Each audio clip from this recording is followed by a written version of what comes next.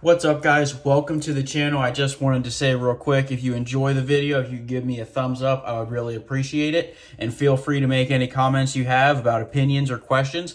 Hope you guys enjoy. What's up, guys? Today we are going to look at the Leatherman Free T4. Super excited to really introduce y'all to this multi-tool. I feel like in really the last several years of me watching YouTube and looking up EDC gear, multi-tool, knives, you name it, I've just never had this pop up. I did not know about it until a couple weeks ago. I was just searching through websites, looking at Leatherman stuff, deciding what I maybe wanted to buy next, and saw this. I was like, whoa, that's really cool. I can't wait to get it. Leatherman is really hands down the best, I think, as far as multi-tools go. I probably will never use anything else. I have some other stuff like Gerber and Swiss Army knife, just really for comparison competition, but Leatherman really tops it off. I think they use some of the best materials and they offer, 25-year warranty. That's crazy. The only other company I can think of off the top of my head that does stuff like that is Benchmade. They're crazy expensive and yada, yada, yada. We're not going to get into them. We're going to stay focused on Leatherman, but yeah, thank you for watching. I really don't think you'll regret this. I gotta say, I'm most excited about this for this video, more so than maybe any other that I've done. I think this little multi-tool is super cool, and I really can't wait to carry this thing all the time. So as we already said, Leatherman Free T4. Here's the knife on it. Nice little Leatherman knife, never going to be disappointed. It is 420 HC steel, the blade is. The blade and the other tools, and then the frame and stuff is a strong alloy, so really good materials, love it. Yeah, I'll just go ahead and try and show it off a little bit more and show you the size.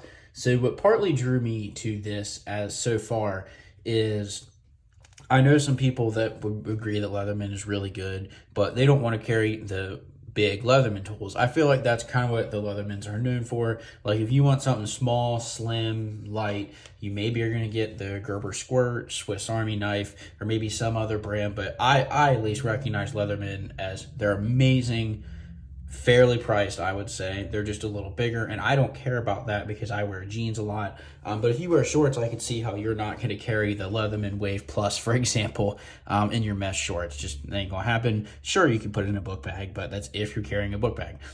But anyways, so this is one of the only Leathermans that I know of that's relatively small and it's light. Like I actually could carry this in a pair of mesh shorts.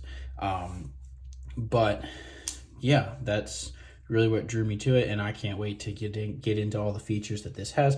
So one of the first things I want to talk about is I love the locking feature. It's sitting right here, and that's really neat. So they kind of advertised it's all one-handed, so you can see, open it with one hand, close with one hand. So that's nice if you're working. And then on the flip side, it's the same thing here because there's a whole nother set of tools. So we'll go ahead and get into everything the knife entails.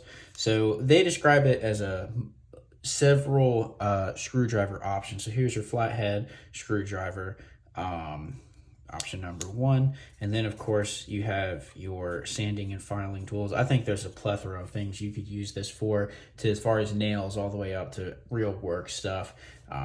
One thing I really like that they did, I don't know if you can tell, they actually separated the blade. There's a piece of metal in between the two things here and the blade. I really like that, and I think that's going to make the blade stronger and overall better. So then that's this side. You flip it around, there's another set of tools to use. So nice Leatherman scissors there. To be honest, this is the one I have the most questions about. I really tried to read and see what this was, but they just worded it one of the 3 screwdrivers of a sort. It's not sharp there, but so yeah, I'll just be entirely honest. I'm not entirely sure the purpose of this. I guess maybe really small screws. And then of course, another screwdriver and then the bottle opener. The scissors are really going to be my favorite part. They lock open, and then the spring assisted are there. Nice scissors. I've always enjoyed the scissors on the Leatherman Wave and the Wingman that I've used a lot. So that's pretty much all the features, except for one little hidden one.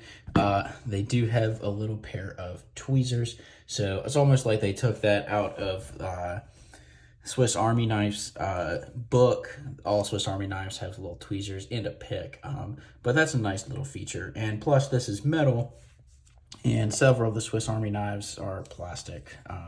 So really like that. But overall, I love the size, the design, super cool.